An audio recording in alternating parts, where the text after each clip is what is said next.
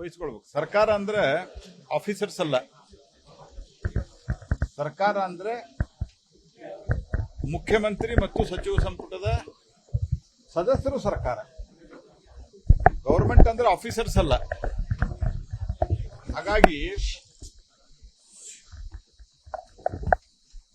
ಇವತ್ತು ನಿನ್ನೆ ರಾತ್ರಿ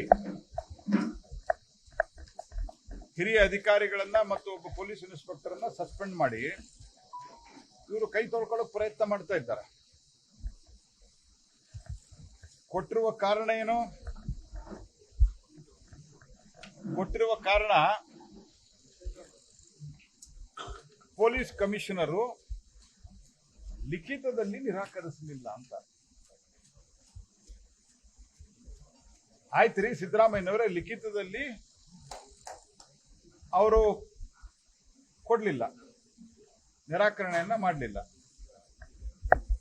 ನೀವು ವಿಧಾನಸೌಧದ ಮುಂದೆ ಮಾಡಿದ್ರಲ್ಲ, ವಿಧಾನಸೌಧದ ಮುಂದೆ ಯಾವಾಗ ಕಾರ್ಯಕ್ರಮ ಆಗಿದೆ ಅಂದ್ರೆ ಫಸ್ಟ್ 3 ಜನ ಚಿನ್ನಸ್ವಾಮಿ ಕ್ರೀಡಾಂಗಣದಲ್ಲಿ 3:15 3:45 ಸತ್ತೋದ್ರು ಅಂತ ಆದ್ಮೇಲೆ ವಿಧಾನಸೌಧದ ಮುಂದೆ ನೀವು, ನಿಮ್ಮ ಮಂತ್ರಿಗಳು, ಅವ್ರ ಜೊತೆಗೆ ನಿಮ್ಮ ಮಕ್ಕಳು, ನಿಮ್ಮ ಮೊಮ್ಮಕ್ಕಳು, ನಿಮ್ಮ ಸೊಸೆಯಂದರು, ಹಿರಿಯ ಕೆಲವು ಅಧಿಕಾರಿಗಳು ಅಲ್ಲಿ ಸನ್ಮಾನ ಮತ್ತು ಸೆಲ್ಫಿ ತಗೊಳಕ್ ನಿಂತಿದ್ರಲ್ಲ, ಅದು ಪರ್ಮಿಷನ್ ಇಲ್ಲದೆ ಮಾಡಿದ್ರೆ ಅಥವಾ ಇದು ಪರ್ಮಿಷನ್ ಕೊಡಬಾರದು ಅಂತ ಗೊತ್ತಿದ್ರೆ ನೀವು ನಿರ್ದೇಶನ ಯಾಕೆ ಕೊಡ್ಲಿಲ್ಲ? ಇದರ ಜೊತೆಗೆ ನಿಮ್ಮ ಉಪಮುಖ್ಯಮಂತ್ರಿ ಹೋಗಿ ಅವ್ನು ರಿಸೀವ್ ಮಾಡಿದ್ರಲ್ಲ, ರಿಸೀವ್ ಮಾಡಿ ಮೆರವಣಿಗೆಯಲ್ಲಿ ಕರ್ಕೊಂಡ್ಬಂದು ಹೋಟೆಲ್ ಬಿಟ್ಟು ಅಲ್ಲಿಂದ ಇಲ್ಲಿ ಕರ್ಕೊಂಡ್ಬಂದು ಆಸ್ ಇಫ್ ಆ ವಿಜಯಕ್ಕೆ ಇವರೇ ಕಾರಣ, ಇವರೇ ಕೋಚಿಂಗ್ ಕೊಟ್ಟಿದ್ದಾರೆ. ಯಾರು? ನಮ್ಮ ಡಿ ಕೆ ಶಿವಕುಮಾರ್ ಸಾಹೇಬ್ರು ಇವರ ಕೋಚಿಂಗ್ ಕೊಟ್ಟಾರ. ಈಸ್ ದಿ ಕೋಚ್ ಅನ್ನುವ ರೀತಿಯಲ್ಲಿ ಪೋಸ್ ಕೊಡುವಂಗೆ ನಾನು ಬೆಳಿಗ್ಗೆನೂ ಹೇಳಿದೆ, ನಮ್ಮ ಉತ್ತರ ಕರ್ನಾಟಕದೊಳಗೆ ಒಂದು ಗಾದಿ ಮಾತಿದೆ, ಎರ್ಕೊಳ್ಳೋ ಅವ್ರ ಬುಡಕ್ಕೆ ಕೂಡುದು ಅಂತ. ಅದನ್ನ ಇನ್ನೂ ಸ್ವಲ್ಪ ಹಳ್ಳಿಯ ಉತ್ತರ ಕರ್ನಾಟಕದ ಭಾಷೆಯಲ್ಲಿ ಹೇಳುದಾದ್ರೆ ಎರ್ಕೊಳ್ಳೋ ಅವ್ರ ಬುಡಕ್ಕೆ ಡೊಕ್ಕೊಳ್ಳುದು ಅಂತ ಹೇಳ್ತಾರೆ ನಮ್ಮಲ್ಲಿ. ಅಂದ್ರೆ ಅವ್ರ ಮೇಲೆ ತಲೆ ಮೇಲೆ ನೀರ್ ಹಾಕಿ ಸ್ನಾನ ಮಾಡ್ತಿರ್ಬೇಕಾದ್ರೆ ಅವ್ರ ಕೆಳಗಡೆ ಇವ್ರು ಕೂತ್ಬಿಟ್ರೆ ಇವರು ಸ್ವಚ್ಛ ಆದ್ರು ಅಂತ. ಆ ರೀತಿಯಾದಂತ ಈ ಡಿ ಕೆ ಶಿವಕುಮಾರ್ ಅವರ ಆಟಿಟ್ಯೂಡ್, ಗುಂಡಾಗರ್ದಿ, ಅಲ್ಲಿ FIR ದಲ್ಲಿ ಏನು ಉಲ್ಲೇಖ ಆಗಿದೆ? ನಾವು ನಿರಾಕರಿಸಿದ್ವಿ ಅಂತ ಉಲ್ಲೇಖ ಆಗಿದೆ. ನಿರಾಕರಿಸಿದ ಮೇಲೆ ಪರ್ಮಿಷನ್ ಕೊಟ್ಟವ್ರು ಯಾರು? Who gave the permission?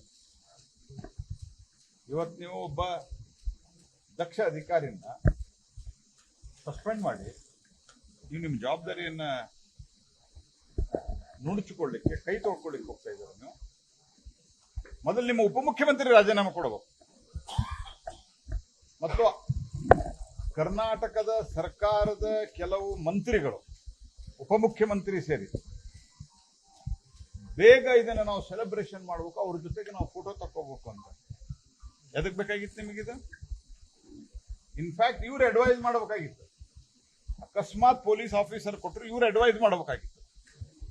ಅದಾದ ನಂತರ ಅಲ್ಲಿ ಹೋಗಿ ರಿಸೀವ್ ಮಾಡಿಕೊಂಡು ಅದಕ್ಕೆ ಟ್ರೋಫಿಗೆ ಮುತ್ತು ಕೊಟ್ಟು ಅಲ್ಲಿಂದ ವಿಧಾನಸೌಧದ ಮುಂದೆ 3 ಜನ ಸತ್ತೋದ್ರು ಅಂತ ಗೊತ್ತಾದ ನಂತರ ಅಲ್ಲಿ ಸೆಲೆಬ್ರೇಷನ್ ಮಾಡಿ ಸೆಲ್ಫಿ ತಗೊಂಡು ಆ ನಂತರ ಈ ಡಿ ಕೆ ಶಿವಕುಮಾರ್ ಇದಕ್ಕೆ ಹೋಗಿದಾರಲ್ಲ, ಇಲ್ಲಿ ಚಿನ್ನಸ್ವಾಮಿ ಕ್ರೀಡಾಂಗಣಕ್ಕೆ, ಮತ್ತೆ ಅವ್ರ ರಾಜೀನಾಮೆ ಕೊಡೋದೆ, ಅವ್ರನ್ನ ಸಸ್ಪೆಂಡ್ ಮಾಡೋದು ಯಾವಾಗ? When are you going to suspend him mister Siddaramaiah?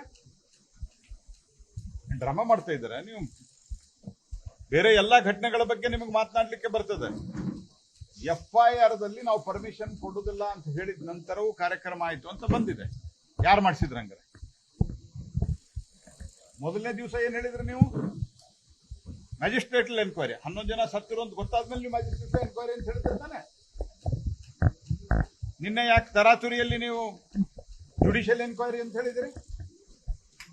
ನಾವು ಮೊದಲೇ ದಿವಸನೇ ಹೇಳಿದ್ದೆ, ನಾನು ಹೇಳಿದ್ದೆ, ನಮ್ಮ ಅಧ್ಯಕ್ಷರು ಹೇಳಿದ್ರು, ನಮ್ಮ ಇಬ್ಬರು ವಿರೋಧ ಪಕ್ಷದ ನಾಯಕರು ಹೇಳಿದ್ರು ಜುಡಿಷಿಯಲ್ ಎನ್ಕ್ವೈರಿ ಮಾಡ್ರಿ ಅಂತ. ಹೈಕೋರ್ಟ್ ಸುವಮೋಟೋ ಕೇಸ್ ಯಾವಾಗ ತಿಳ್ಕೊಂತು ಅವಾಗ ಇಮಿಡಿಯೇಟ್ ಆಗಿ ಶಿಫ್ಟ್ ಮಾಡಿದ್ರೆ ನಿಮ್ಮ ಸ್ಟ್ಯಾಂಡ್ ಹೋಗ್ಲಿ. ಜುಡಿಷಿಯಲ್ ಎನ್ಕ್ವೈರಿ ಮಾಡೋಕ್ಕಿಂತ ಮೊದಲು ಹೈಕೋರ್ಟ್ ಕನ್ಸಲ್ಟ್ ಮಾಡಿದ್ರ? ಒಂದು ನಿಯಮ ಇಲ್ವಾ? ಯಾವಾಗಾದರೂ ತನಿಖಾ ಆಯೋಗವನ್ನು ರಚನೆ ಮಾಡಬೇಕು ಅಂತಂದ್ರೆ ಸಂಬಂಧಿಸಿದ ಹೈಕೋರ್ಟಿನ ಮುಖ್ಯ ನ್ಯಾಯಾಧೀಶರನ್ನ ಕನ್ಸಲ್ಟ್ ಮಾಡಬೇಕು. ಇದು ವಾಡಿಕೆ, ಇದು ನಿಯಮ. ಇದು ನೀವ್ಯಾಕ ಯಾರನ್ನೂ ಕೇಳಲಾರದೆ ಒಬ್ಬ ನ್ಯಾಯಾಧೀಶರ ಹೆಸರನ್ನು ಅನೌನ್ಸ್ ಮಾಡಿದ್ರೆ ನಮಗೆ, ನ್ಯಾಯಾಧೀಶರ ಬಗ್ಗೆ ನಾನು ವೈಯಕ್ತಿಕವಾಗಿ ಮಾತನಾಡ್ತಾ ಇಲ್ಲ, but how can you announce this?